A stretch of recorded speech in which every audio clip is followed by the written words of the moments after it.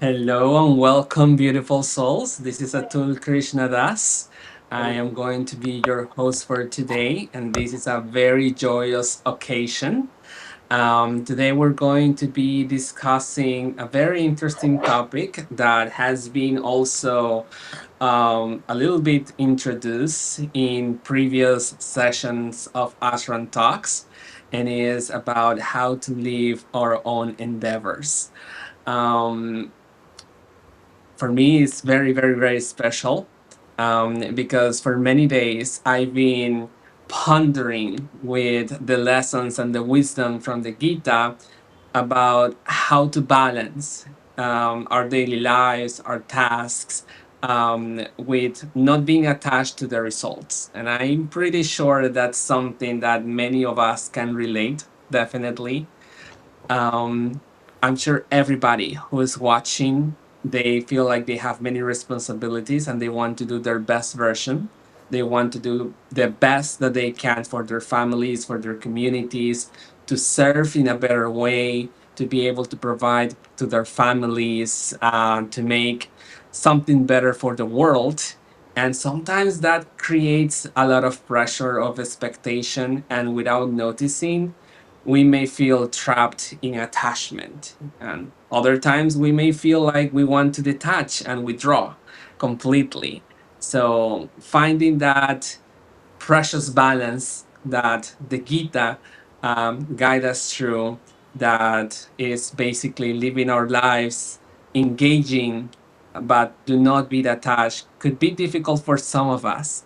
And to talk a little bit more about it, we have today the opportunity to hear from the wonderful Bhaktivedanta Siddhanti Maharaj. Maharaj, welcome. It is a pleasure having you here. Um, Maharaj is a spiritual teacher who is traveling around the world, who is spreading the message of Bhakti-Yoga.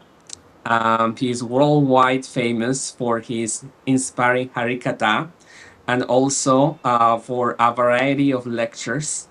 Um, he is a scholar in the ancient Vedic literature and gives accessible teachings for both the youth and the elderly in different deep topics. Thank you so much for having this time with us, Maharaj. Can I start? Yes, Maharaj. Oh, okay.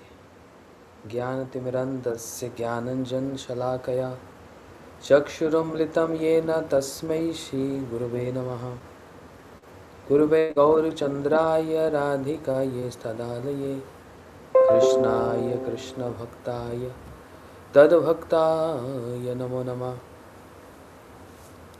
हे कृष्ण करुणा सिन्धु दीनबन्धु जगत्पते गोपेश गोपीकान्त राधाकान्त नमोस्तुते।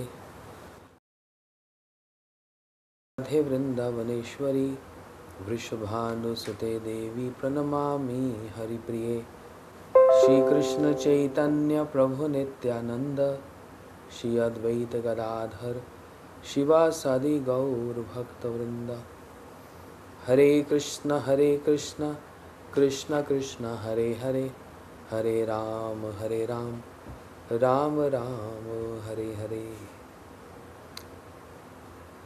Before I begin anything, I like to pay obeisances to my Guru Maharaj, Nitla Vishnu Om Vishnu Pad Stottashat, Shri Srimad Bhakti Pramod Puri Goswami Maharaj, and equal Dandot Pranams to my Shiksha Gurudevs, Nitla Vishnu Om Vishnu Pad Bhakti Vedant, Srila Narayan Goswami Maharaj, and Nitla Vishnu Bhakti Vigyan Srila Bharti Goswami Maharaj.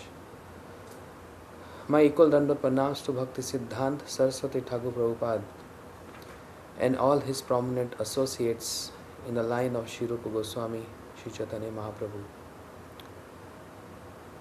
I'm feeling very happy to be here on this Zoom meeting, this live early morning from here. Special thanks to my godbrother Rangapuri Prabhu who arranged this meeting. It happened so I just came here visiting for 2 days, and he mentioned about this live streaming program, and he asked me if he can put me on this, and I said, whenever there is opportunity of Harikatha, most welcome, anytime, even if it is midnight or early morning. So, even though I can't see the audience, but maybe they are able to see me. But it's good to have if I see the audience too. It feels more inspiration when the audience in front of the speaker. Anyway, whatever the case is. And secondly, my thanks to Atul Krishna Prabhu, seeing him first time and want to see him in person sometime, traveling all over the globe. Yes, thank you Atul Prabhu. So I don't know Spanish. A few words, como estas and gracias. But I would like to say mucho gusto. That's only I know. So please don't mind if I not able to speak Spanish language.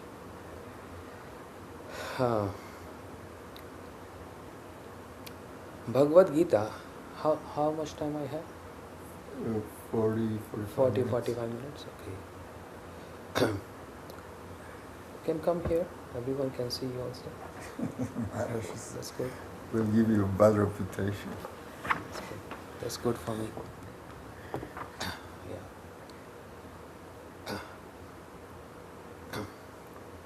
So all respected audience, I greet all of you and welcome all of you too in this live streaming. Why I'm saying so? Because any moment spent in discussing topics about Krishna is considered to be the most auspicious moment according to Srimad Bhagavatam. So Bhagavad Gita and Bhagavatam, we all know, is a different section. Bhagavatam says, Ayur harti va pumsam udayantas yanchano tasya artham yanchano nit uttam shloka bharata.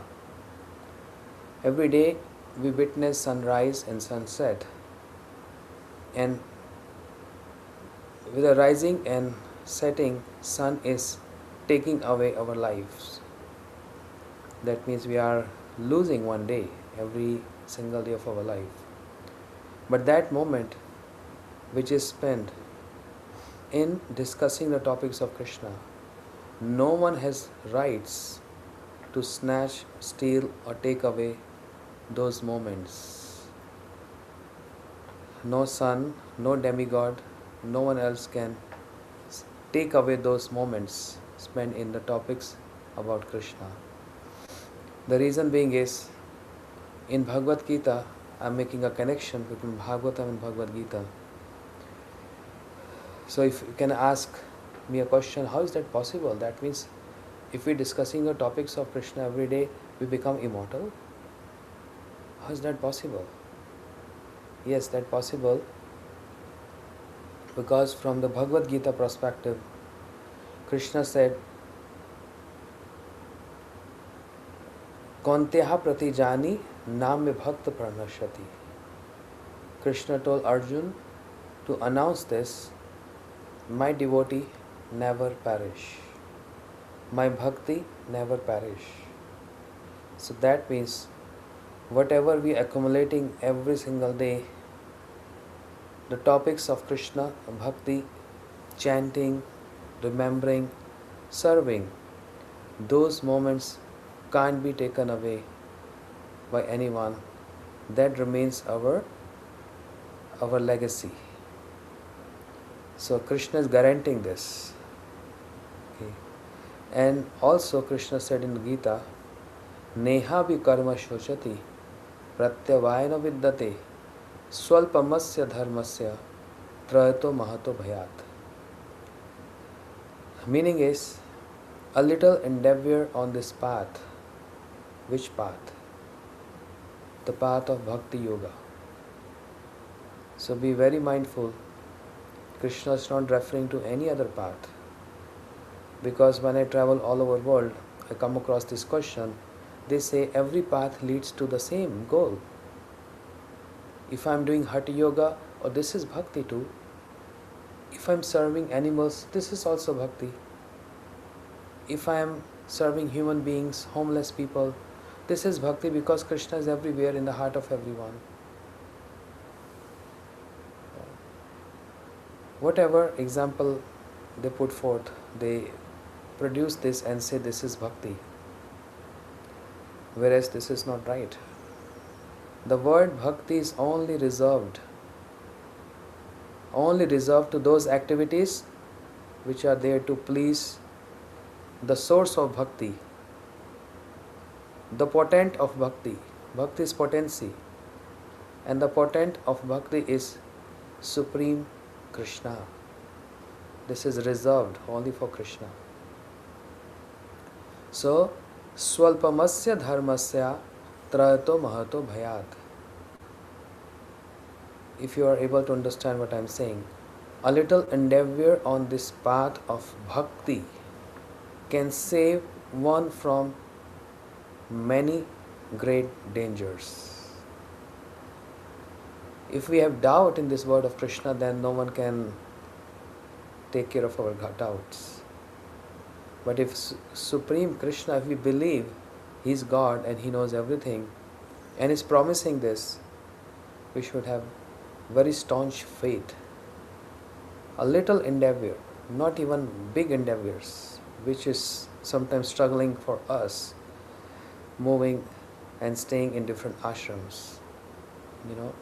The title of this is Ashram Talks. So ashram here means what? There are 4 ashrams. This talks refers to 4 ashrams: Brahmachari, Grastas, Vanprasthas and Sannyas. So no matter whichever ashram you belong to, we belong to, these 4 ashrams, they emanated from Krishna and they are meant to serve Krishna. Krishna is to be the center of every ashram. If a sannyasi or grasta, doesn't matter.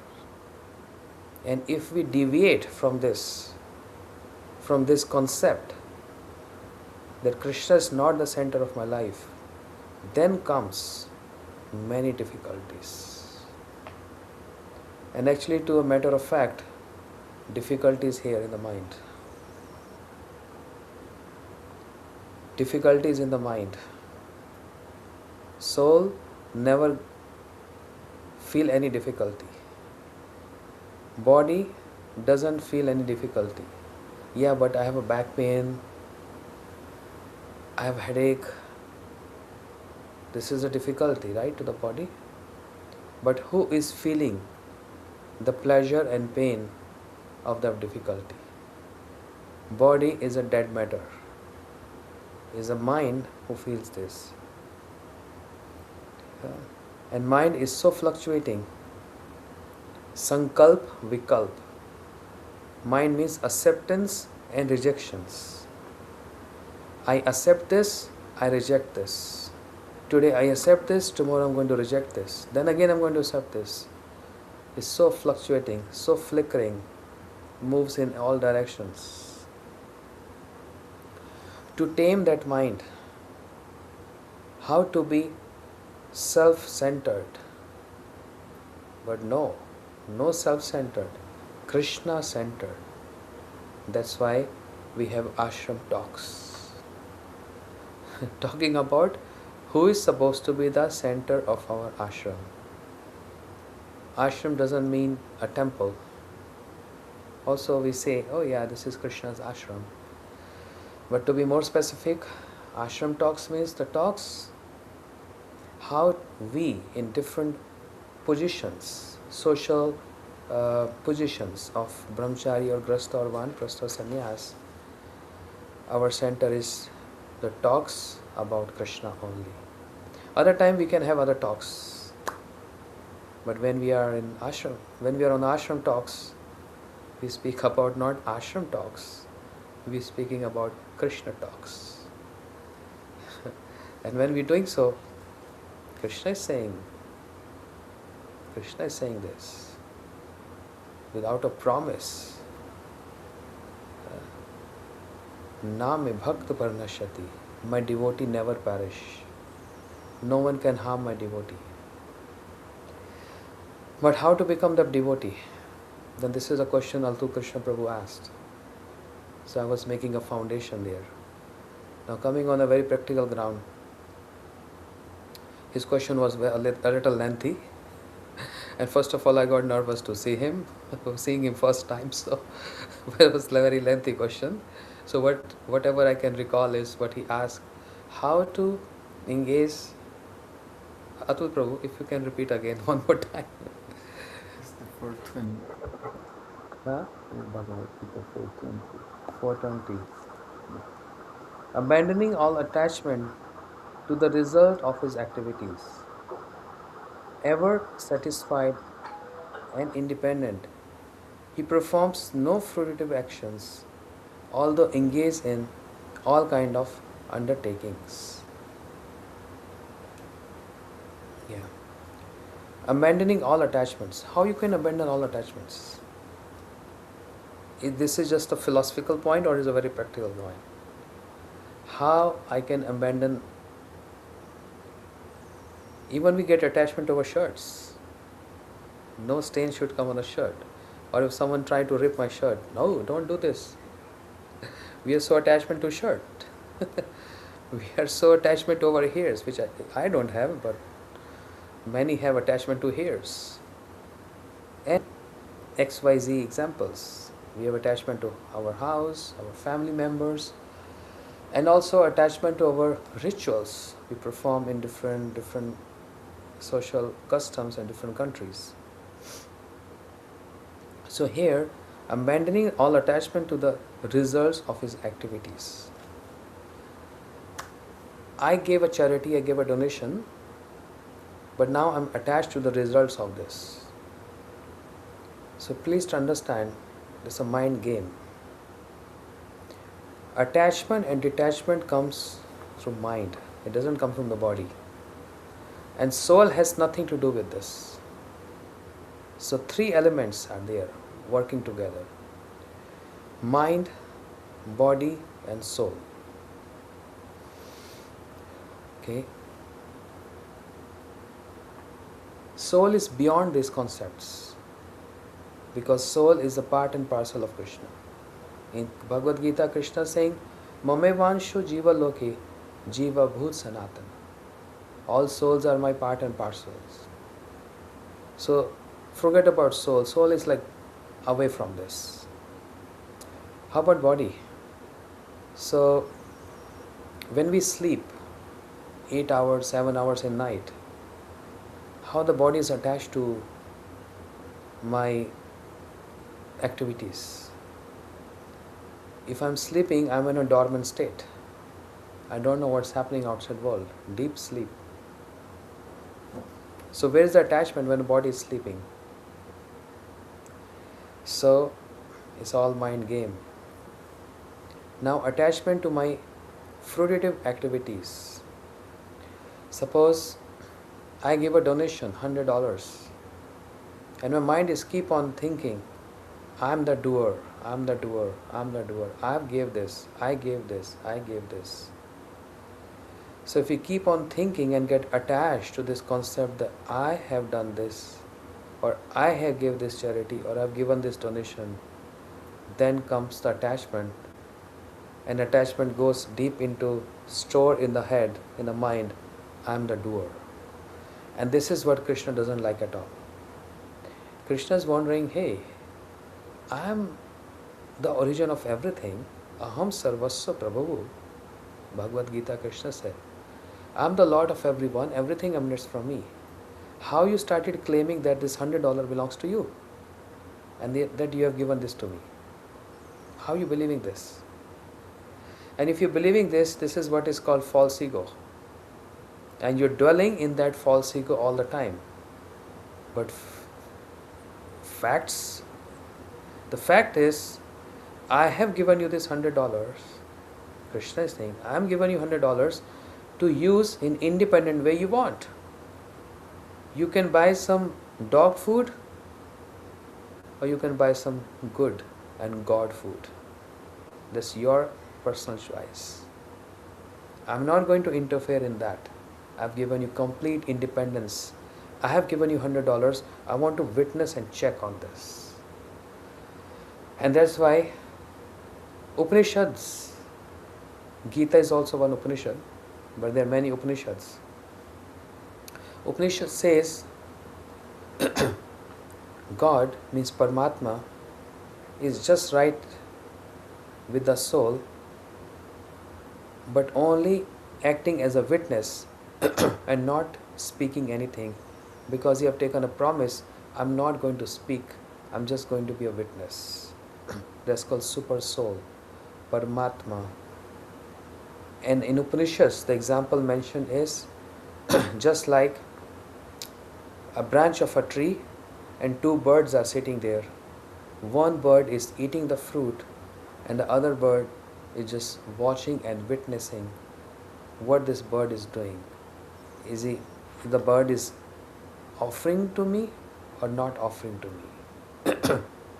So Paramatma in the heart is a witness of our doing or not doing activities. So then Krishna also wonders, this is a false ego.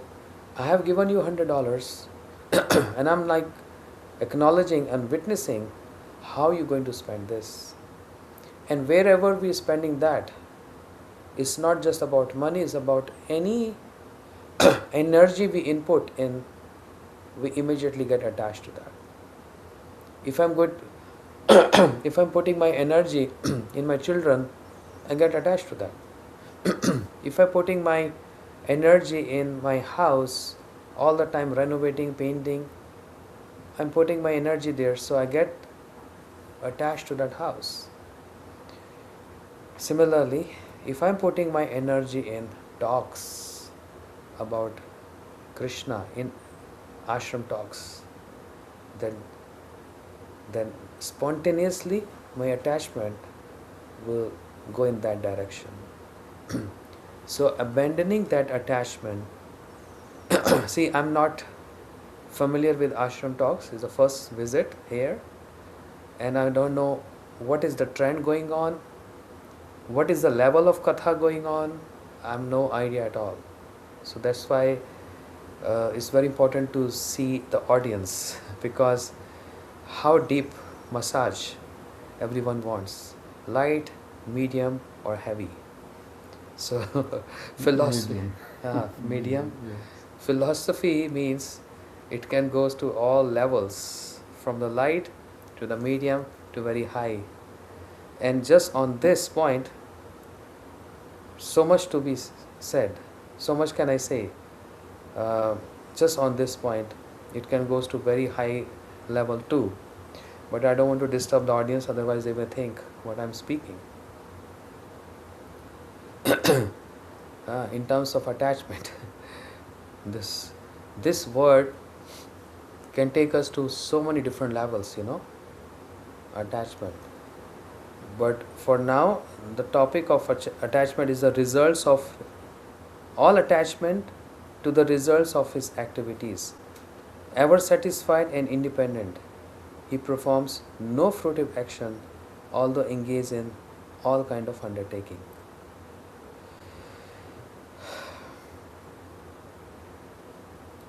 Is that easy to abandon the attachment of fruitive actions? Fruitive action means what? Atul Prabhu, how you define fruitive actions here? Oh. Thank you for putting me on the spot. They I put me don't know. If you're asking asking you. my personal way of defining it, I will say like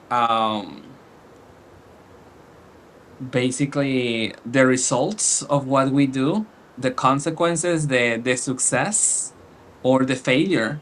Sometimes in our mind we repeat over and over that we want a specific result, we want to be successful, and we if we don't achieve what we want, then it stayed in our mind like I did not do how I am supposed to do.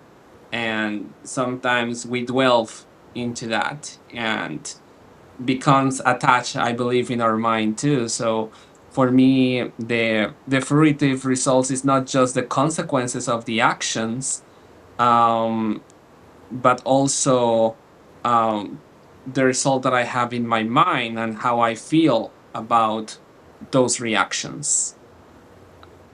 Right. Well, personally.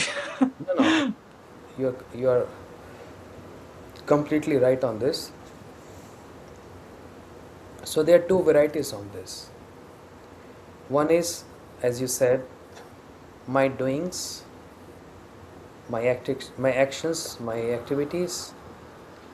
But it another level it goes to some pious activities. Everyone wants to become pious. And when the word pious activity comes, that means any other individual is involved in those actions. Pious activity means feeding animals, feeding homeless people, pious activities. The result of these actions is what?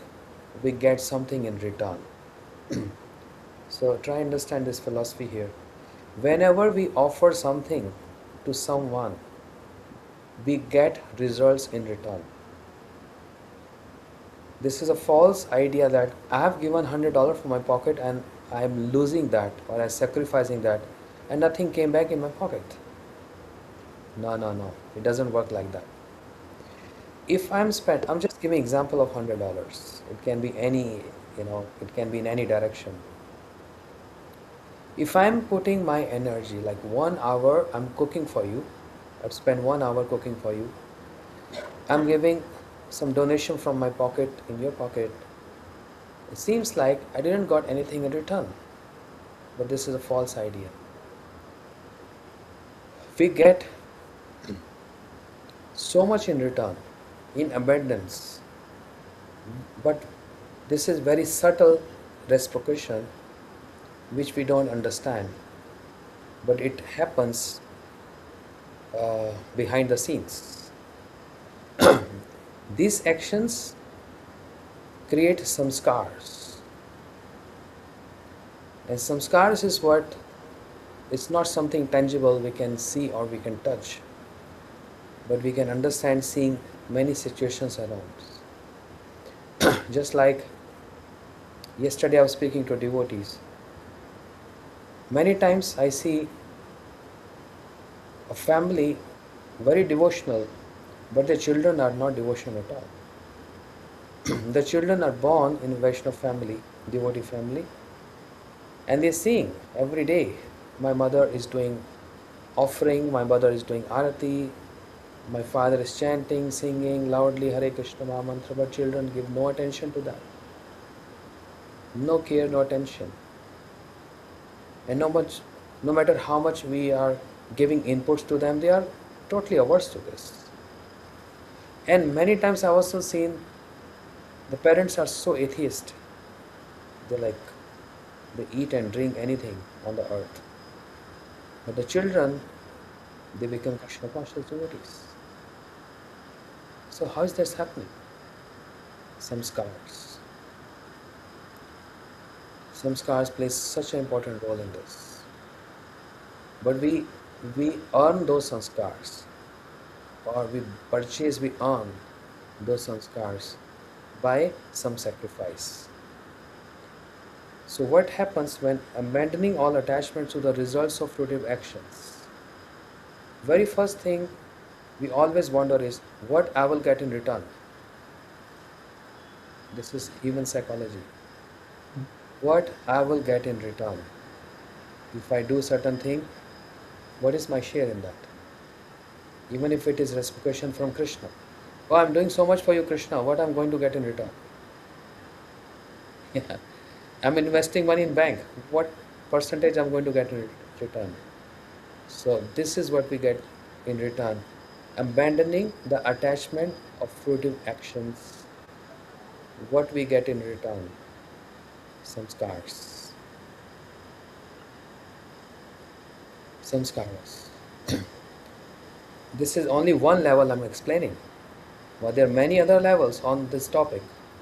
As I said, what Sri Chaitanya Mahaprabhu said on this. Krishna is saying in Bhagavad Gita, and this is like a beginning, like a chapter 4. And same personality Krishna is saying differently after some chapters. So we may say, Krishna, you're confusing us. Krishna is not confusing, Krishna is facilitating every section of the society.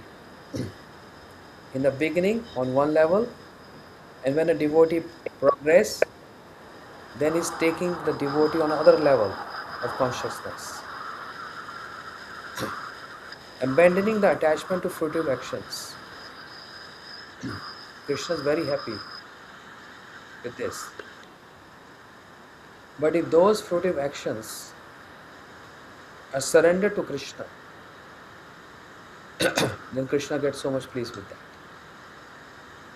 This is a neutral state. I abandon my attachment. This is not positive yet. Try to catch my point, dear audience. We can claim this is bhakti, but this is not bhakti at all. We can claim, oh, I am doing a great sacrifice. This is not bhakti? No. I am come from negative 1 to 0. So when a person comes to 0, that doesn't mean is bhakti there. Bhakti begins when it comes plus 1.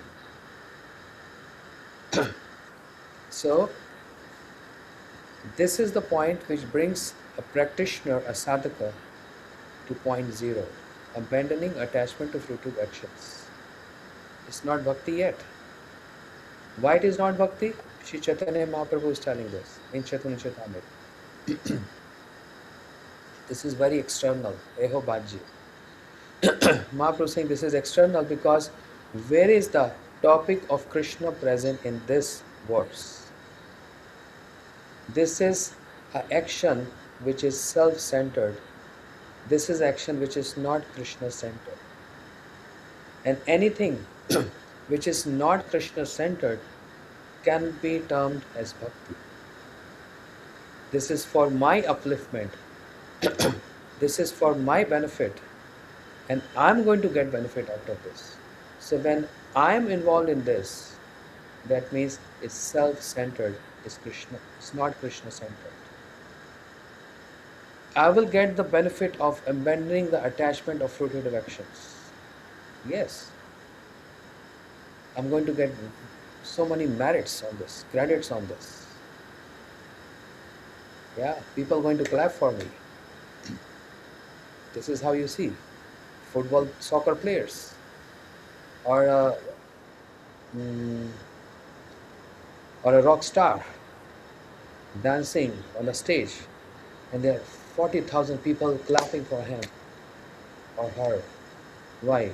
Abandoning the attachment of fruitive action which are done in the past. And one gets the results of that. And that is popularity, famous, or get some legacy, some wealth, or many XYZ benefits. So immediately we get results of that, but one thing we won't get, and that is Krishna. This we will not get, that is Krishna. Understand? Any question on this, Afrika? So we talk about how to move from -1 to 0, and on itself, for many of us, that's challenging. Abandoning attachment to fruitive actions. Is there something that do you recommend to move even further from 0 to +1? How to move from, okay, there's some duties that I need to do, because I have responsibilities in my community, in my family, at my job. How do I switch from self-centered to Krishna-centered? That's the most important question, and every devotee should meditate on this. how I can do this. So suppose I own a house. Now it's my attachment or it's my meditation. I can believe that this house belongs to me and I'm enjoying all facilities of this house. But if I put an altar in this house and I pay rent, electric bill, everything to maintain that house, then that action is Krishna action. I am building this house for the sake of having deities at home and their regular worship, and this house is open for the sadhus, for the preachers to come. I'm giving good hosting, loving hosting, and some kirtan harikatha, some QA question answer session talks about Krishna happening in that house. Then my all energy in going out to work, earning money, paying my rent, electric bill, everything is justified there. It's on balance because I used this very simple example. I used my house to make Krishna as the center of my house. You won't believe Puranas saying so much more on this. It's a very beautiful point. If I believe this is my house, of course, I own this house, I earn this house by spending money, which is true in one sense. But it's not true in other sense because when I'm going to die, this house doesn't belong to me. It pass on to someone else. So then how I'm claiming this house is my house? Anyway, that's not my topic right now. If I believe this is my house and I'm cleaning my house, I won't get any spiritual credits on this because my attachment to this house. But just with the belief, you see this is mind game, just with the belief this house belongs to Krishna and the devotees of Krishna to come and preach and discuss Krishna talks, then this house is Krishna's house. And believe me, this is the words from the Puranas. If I'm brooming my house, if I'm cleaning my house, I will get the result of cleaning the temple, not the house. Even though it's the same house. Just with this belief, and not just belief, but also with actions. Suppose I come to your house, Atul Prabhu, I want to come and preach in your house. And just bring some devotees. I'm just going to give some lectures, preaching. This is my work. So if you bring some devotees and we have some Krishna talks there, and after that you're going to clean the house because we all eating prasadam, it will get a little messy. So the result which you get by cleaning that house is not the result of cleaning house. You get the result of cleaning the temple of Krishna. Because the concept is, I have built this house, I'm paying the rent of this house, electric bill, all other utilities, because this is Krishna's house, not my house. And if I believe this or not believe this, this is Krishna's house because after 80 years, 90 years, I have to vacate this house. I have to vacate this house too, this body, and also this house too. So what is the point of just fake believing that this is my house? This is a fake belief. Or this wealth belongs to me. Are Baba, use this wealth when you alive, not when you dead. My Gurudev, he was very specific on this point. One devotee asked a question to Gurudev. I want to donate my eye when I leave my body because I'll be dead. See, this is again fruitive actions. And this is again abandoning the attachment to fruitive actions. A practical question. Gurudev, when I die, I have registered myself that the hospital people can come and take my eyes because I'm dead, but these eyes can use for some other purpose, for some other person can be used. So I've donated my eyes, which is very good, right? But Gurudev said, no, this is a fake donation. When you leave this body, Gurudev told him, when you die, when you leave this body, even this body doesn't belong to you. What to speak of your eyes? So something which doesn't belong to you, how are you going to donate to others? The donation means when you're alive and when you donate your eye, that is called donation. And you get so much benefits by doing this action. This is called actual donation. Not when I die.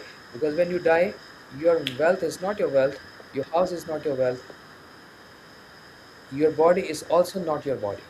Then, after the soul quits this body, then how are you going to donate that? You don't belong there. Understand? You can't donate neighbor house. Hey, I'm donating.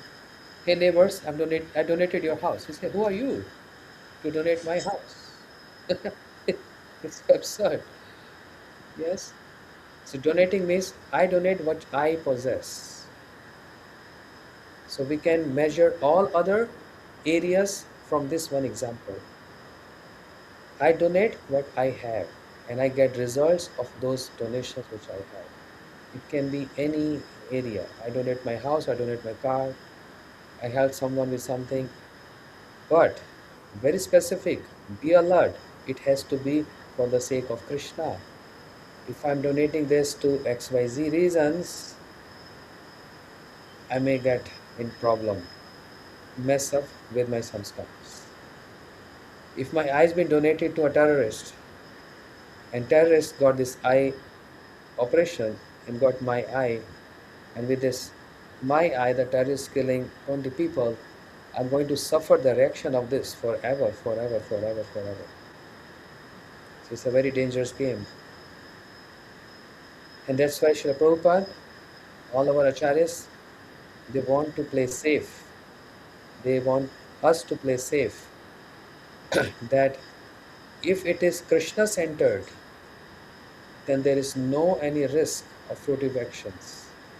When it is human being centered, then it's always a danger of going through reactions, even next life. I have $100,000, I'm going to give to my son. And what my son is going to do? Party, alcohol, drinking, playing cards, eating meat. And I supported my son with $100,000. And then I died. What will happen? Very risky. In next birth, I'm going to continue with the reactions of what my son is doing with that money. Continuing, because I supported the crime. A person who does crime is criminal. One who support the crime is also called criminal. Where do you live, Atul Prabhu? Do you mean like geographically, or I live in Barranquilla, Colombia? Colombia. Oh, I have planned to come Colombia.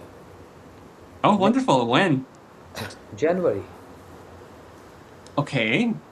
I have a plan to visit first time Latin America. I've been to Mexico, Costa Rica, but I have a plan to come Colombia, Peru, Argentina, Chile. These 5-6 Latin America countries. Okay, hopefully, if survive, I will come and meet all the devotees there. Okay, so my question here is, I got distracted with this. So you live in Colombia. I heard very good things about Colombia. I really want to meet devotees there in Colombia. What was my question? I got so excited with Colombia. Well, you were talking that if you give a donation $100,000 to your son, but that son, misuses that, then you Yes, have to feel your I got the bad. point. So, if I'm in Colombia, Atul Prabhu, for example, I'm not going to do that, but for example, if I kill two people, I stab them, and I say, Atul, I'm first time in your country, you're my friend, can you please save me, protect me? And you feeling pity on me and say, yes, yes, please come, take shelter in my home. And police is in search. Police is searching me because I did a crime. And if police search me, find me in your house, definitely police is going to arrest me. But is police going to release you or spare you? No. But you have not done crime. It's me who done crime, not you. Mm. What police is going to do with you?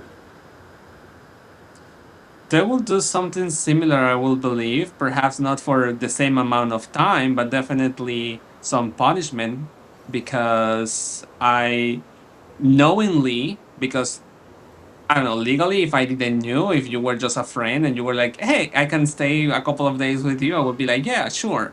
And I was not aware, I guess in that case, that will not be a crime. But if I knew that you wanted to hide and I knowingly allow that and they can prove that, then yes, of course, there's not going to punish me like I was the one who did the killing, but there will be proportionately some kind of punishment because I was, You supported uh, the crime. yes, exactly. There was other kind of crime, but yes, definitely. So supporting any crime is also crime. Exactly. This is my main point. In the same way, we have this is what we have to learn in Krishna consciousness. This is something we have to learn in this Krishna talks, ashram talks. Supporting a crime is also a crime. So if I am fully aware and knowing that my wealth, my legacy, my everything going to my children, my brother, or whoever it is, and I know very well they are not devotional people and they're going to use this in nonsense activities. They are doing crime, but I have supported that crime knowingly. So who's going to get the reactions on this? Me. But then I'm dead. I'm in a next life. So even in the next life, this crime will not going to relieve me.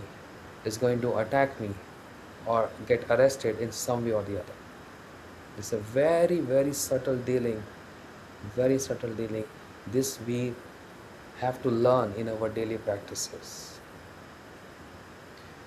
And oh no, but I'm attached to my father, I'm attached to my mother.